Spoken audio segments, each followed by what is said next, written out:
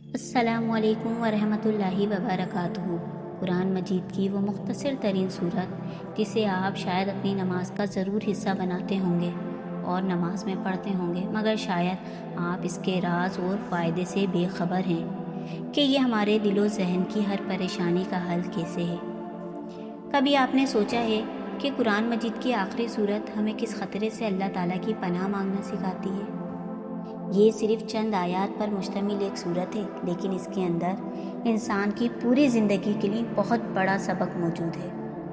آج ہم سورہ ناس کو صرف پڑھیں گے نہیں، بلکہ سمجھیں گے کہ اللہ تعالیٰ نے اس صورت میں ہمیں کیا پیغام دیا ہے اور یہ صورت ہمارے دل اور زندگی کی حفاظت کیسے کرتی ہے۔ سب سے پہلے اللہ تعالیٰ فرماتا ہے قُلْ أَعُوذُ بِرَبِّ النَّاسِ، کہہ دیجئے میں لوگوں کے رب کی پناہ لیتا ہوں۔ ذرا غور کریں، اللہ تعالیٰ نے یہاں اپنا تعارف رب کے لفظ سے کروایا ہے۔ رب وہ ہے جو ہمیں پیدا کرتا ہے، پرورش کرتا ہے، ہماری ضروریات پوری کرتا ہے اور ہر حال میں ہمیں سنبھالتا ہے۔ جب انسان پریشان ہوتا ہے تو اسے سب سے پہلے اپنے رب کی طرف واپس آنا چاہیے۔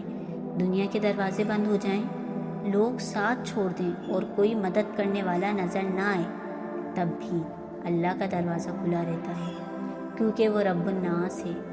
وہ اپنے بندے کو کبھی تنہا اور بے سہارا نہیں چھوڑتا۔ پھر اللہ تعالیٰ فرماتا ہے ملک الناس، لوگوں کا بادشاہ۔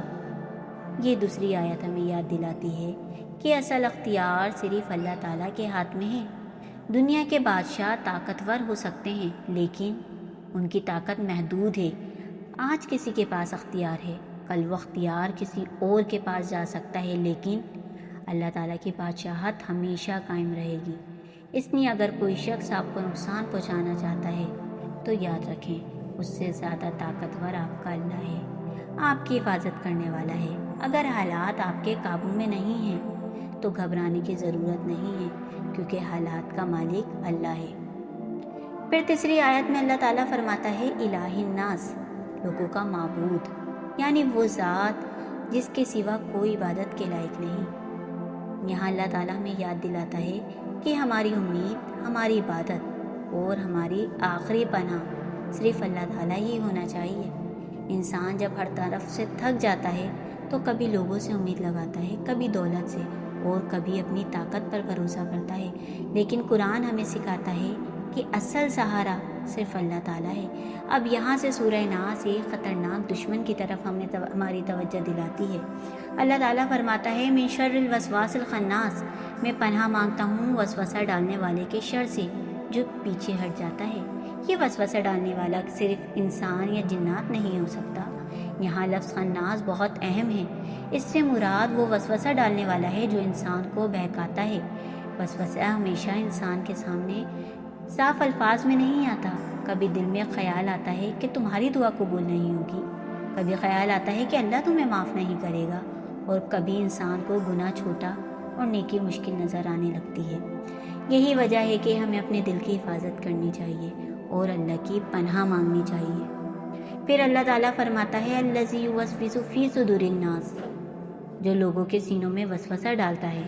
غور کریں، اللہ تعالیٰ نے وسوسے کی جگہ بتائی ہے، انسان کا سینہ یعنی اس کا دل اور اس کی اندرونی کیفیت۔ کبھی انسان باہر سے بالکل ٹھیک نظر آتا ہے، لیکن اندر سے خوف اور وسوسوں میں مبتلا ہوتا ہے، نا امیدی اسے گھیر لیتی ہے۔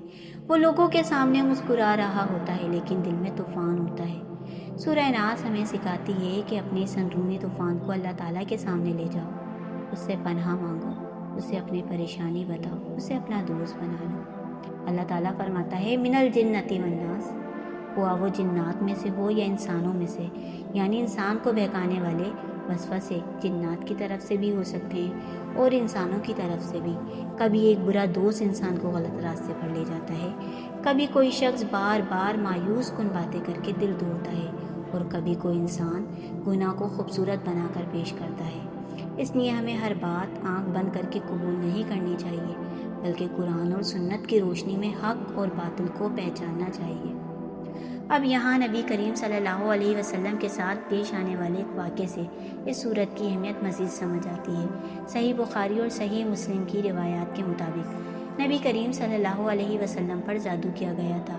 اور اس کے اثر سے آپ صلی اللہ علیہ وسلم کو بعض معاملات میں ایسا محسوس ہوتا تھا کہ آپ صلی اللہ علیہ وسلم نے کوئی کام کیا ہے، حالانکہ آپ صلی اللہ علیہ وسلم نے وہ کام نہیں کیا ہوتا تھا۔ پھر اللہ تعالیٰ نے اپنے نبی صلی اللہ علیہ وسلم کو اس معاملے کی حقیقت بتائی اور آپ کے لیے شفا اور حفاظت کا سبب فرمایا۔ احادیث میں آتا ہے کہ معززین یعنی سورۃ الفلق اور سورہ ناس پڑھنے کا بھی اس واقعے سے تعلق ہے۔ ہمارے نبی ان دونوں صورتوں کو پڑھا کرتے تھے۔ اس واقعے سے ہمیں سبق ملتا ہے کہ مصیبت کے وقت اللہ تعالیٰ کی طرف رجوع کرنا چاہیے اور قرآن کی ان صورتوں کو حفاظت کے لیے پڑھنا چاہیے۔ لیکن ایک بات ہمیشہ یاد رکھیں، سورہ ناس کا مقصد صرف جادو یا کسی ایک ظاہری خطرے سے حفاظت تک محدود نہیں، بلکہ یہ انسان کو ہر اس وسوسے سے اللہ کی پناہ مانگنا سکھاتی ہے جو اسے اللہ سے دور کر دے۔ اب ذرا اپنی زندگی پر غور کریں، آج ہمارے دلوں میں کتنے وسوسے پیدا ہوتے ہیں؟ کبھی مستقبل کا خوف، کبھی رزق کی فکر، کبھی رشتوں کا غم، کبھی لوگوں کا خوف اور کبھی اپنے گناہوں کی وجہ سے اللہ کی رحمت سے مایوسی۔ شیطان چاہتا ہے کہ انسان اللہ کی رحمت سے مایوس ہو جائے، لیکن قرآن ہمیں امید سکھاتا ہے، قرآن ہمیں روشنی دیتا ہے۔ اللہ کی رحمت بہت وسیع ہے، اس لیے جب دل میں برا خیال آئے تو اس کے پیچھے فوراً نہ چلو، اللہ کو یاد کرو، اس سے پناہ مانگو اور اپنے دل کو مضبوط کرو۔ سورہ ناس کا سب سے خوبصورت پیغام یہی ہے کہ حفاظت کی اصل جگہ اللہ کی ذات ہے، وہ ہمارا رب ہے، وہ ہمارا بادشاہ ہے، وہی ہمارا معبود ہے اور اسی کے پاس حقیقی پناہ ہے۔ اس لیے جب بھی دل گھبرائے سورہ ناس پڑھیں، لیکن صرف زبان سے نہیں بلکہ اس کے معنی سمجھ کے پڑھیں۔ دل میں اپنے رب کو یاد کریں، صرف اس سے مانگیں۔ جب کہیں رب الناس تو یاد کریں میرا رب مجھے دیکھ رہا ہے۔ جب کہیں ملیک الناس تو یاد کریں میرے حالات کا مالک اللہ ہے۔ جب کہیں الہ الناس تو یاد کریں میری عبادت اور میری امید صرف اللہ تعالیٰ کے لیے ہے۔ اور جب کہیں من شر الوسواس الخناس تو اللہ سے دعا کریں کہ وہ ہمارے دلوں کو ہر برے وسوسے سے محفوظ رکھے اور ہمیں شیطان اور برے لوگوں کے شر سے بچائے۔ آخر میں ایک بات دل میں بٹھا لیجئے، اگر آپ کے حالات مشکل ہیں تو آپ اکیلے نہیں ہیں، آپ کا رب آپ کے ساتھ ہے۔ اگر آپ کا دل پریشان ہے تو اللہ آپ کی کیفیت جانتا ہے۔ اگر آپ کی دعا بھی پوری نہیں ہوئی تو اللہ سے مایوس نہ ہوں۔ اگر آپ کے دل میں وسوسے آتے ہیں تو اللہ کی پناہ لینے میں دیر نہ کریں، اللہ کی پناہ میں آ جائیں، سورہ ناس کا ذکر کریں۔ سورہ ناس ہمیں یہی سکھاتی ہے کہ انسان کمزور ہو سکتا ہے لیکن اس کا رب کمزور نہیں۔ اللہ ہمیں ہر ظاہری اور باطنی شر سے محفوظ رکھے، ہمارے دلوں کو ایمان سے بھر دے اور ہمیں اپنی پناہ میں رکھے، آمین یا رب العالمین۔ اگر آپ کو میرا یہ پیغام پسند آیا ہو تو اسے اپنے کسی عزیز دوست کو ضرور پہنچائیں۔ السلام علیکم ورحمۃ اللہ وبرکاتہ۔